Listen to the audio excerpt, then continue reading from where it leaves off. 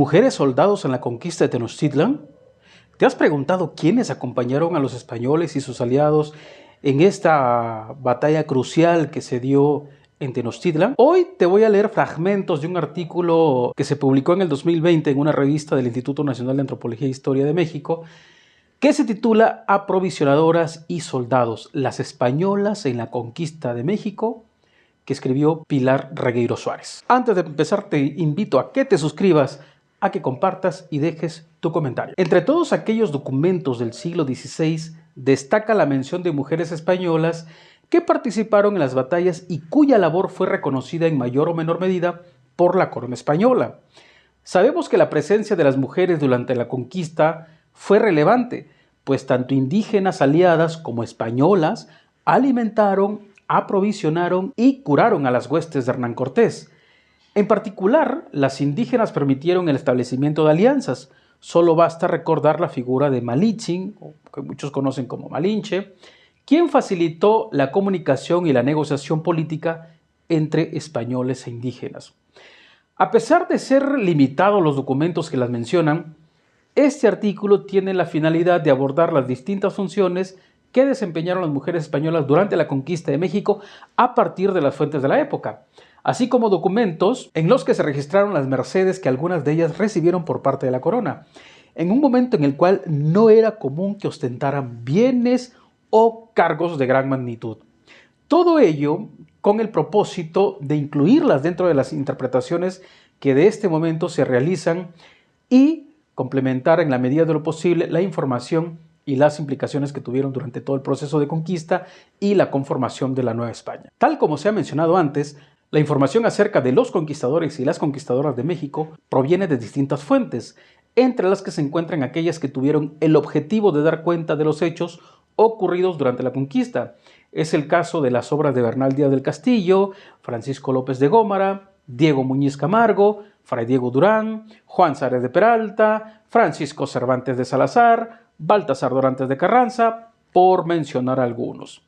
Después de 1521, otro tipo de documentación recabaron, de forma particular, datos acerca de la participación de la conquista.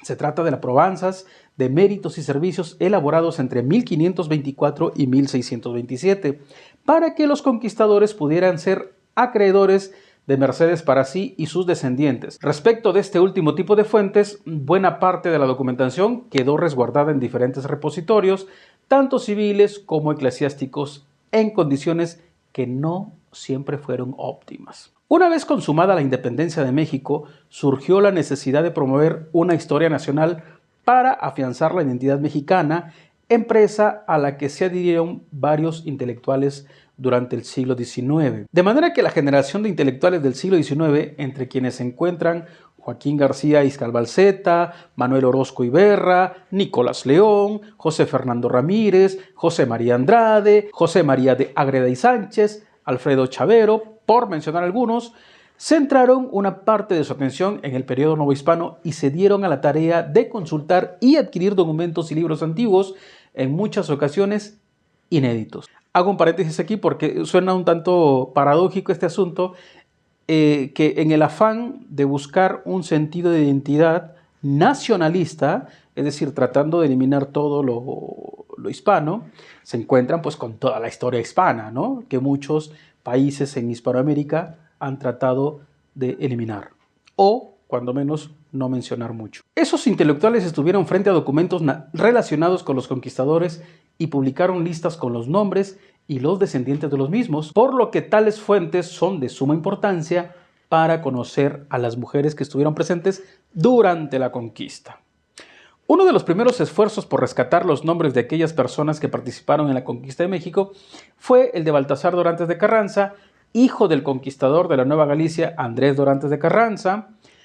En su obra titulada Sumaria Relación de las Cosas de la Nueva España, además de escribir acerca de los pormenores de aquel suceso, incluye un listado alfabético de los conquistadores, de quienes además indica sus descendientes, los cargos que ocuparon y las mercedes recibidas por el rey. El trabajo de Orozco Iberra, corregido y aumentado, tomaba en cuenta también a los conquistadores de Yucatán y destaca por incluir a la lista de las mujeres que formaban parte de los soldados de Cortés: Beatriz Hernández, María de Vera, Elvira Hernández, Beatriz Hernández, Isabel Rodríguez, Catarina Márquez, Beatriz Ordaz y Francisca Ordaz. También menciona a las que venían con Pánfilo de Narváez, María de Estrada, Beatriz Bermúdez de Velasco, Beatriz Palacios Parda y Juana Martín. Beatriz Palacios, acuérdense que hablamos en el video anterior. Algunos de los nombres de las mujeres españolas salieron a colación también en otra lista publicada en 1902 por Nicolás León en la edición del Museo Nacional de la Obra de Dorantes de Carranza.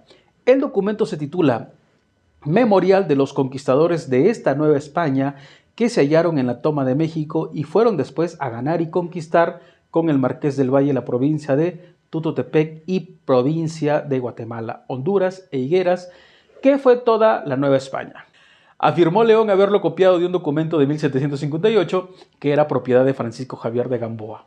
El memorial publicado por León contiene en su parte final un apartado titulado Memorial de 9 mujeres conquistadoras que se hallaron en la toma de México, dignas de gran memoria, que por sus buenos hechos a algunas de ellas les dieron pueblos y a otras ayuda de costa, el cual brinda, además de los nombres de las españolas, algunas de ellas mencionadas antes, información relevante acerca de las mercedes que les fueron otorgadas. Esto es importante, tal y como ocurrió con los varones.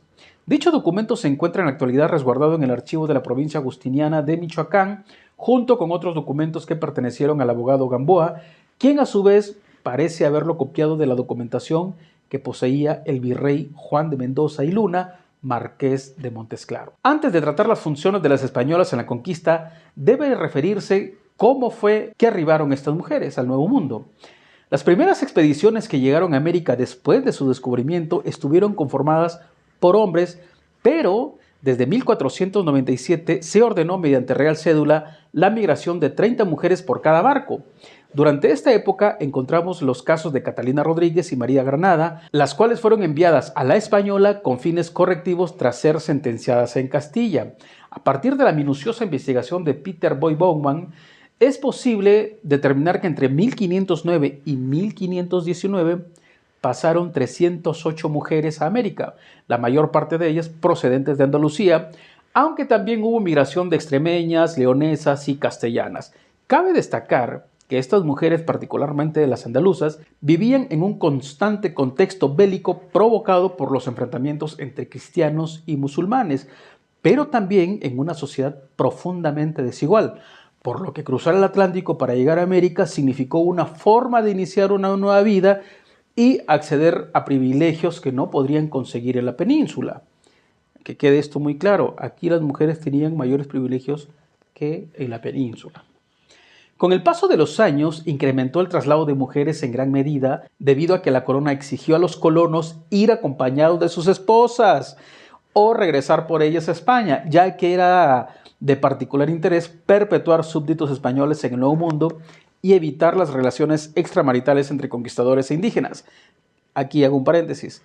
Era evitar las relaciones extramatrimoniales, porque españoles e indígenas se podían casar con toda la libertad. Incluso, para afianzar los objetivos anteriores, la corona estipuló que en caso de que los conquistadores no trasladaran a sus esposas a América, perderían las encomiendas asignadas. Derivados de las exigencias reales comentadas antes, aparecen en las fuentes con mayor frecuencia las españolas, tales como María de Toledo, quien se embarcó en la expedición de 1509 con su esposo el virrey Diego Colón, y a pesar de no conocer todos los nombres, se sabe que venía acompañada de varias mujeres nobles para que contrajeran matrimonios con los conquistadores solteros. Es bien sabido que las mujeres solían viajar en grupos hacia América, sobre todo aquellas que iban solas a encontrarse con sus esposos o a casarse. Esto con la finalidad de protegerse de cualquier eventualidad que pudiera suceder en las embarcaciones. Igualmente, las condiciones de los primeros viajes fueron precarias en muchos sentidos. El hambre, las inundaciones y las enfermedades fueron aspectos que enfrentaron las mujeres, aunado al hecho de que las embarcaciones podían naufragar.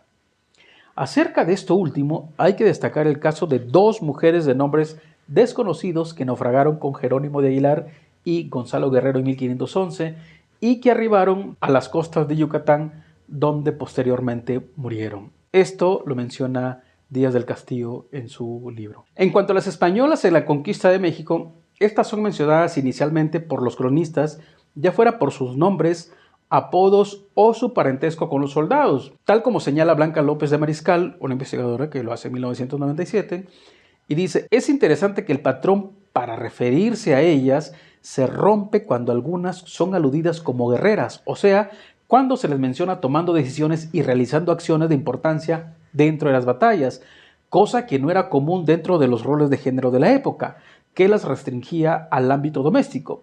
De esta forma, es posible detectar en las fuentes que las españolas participaron en dos rubros durante la conquista.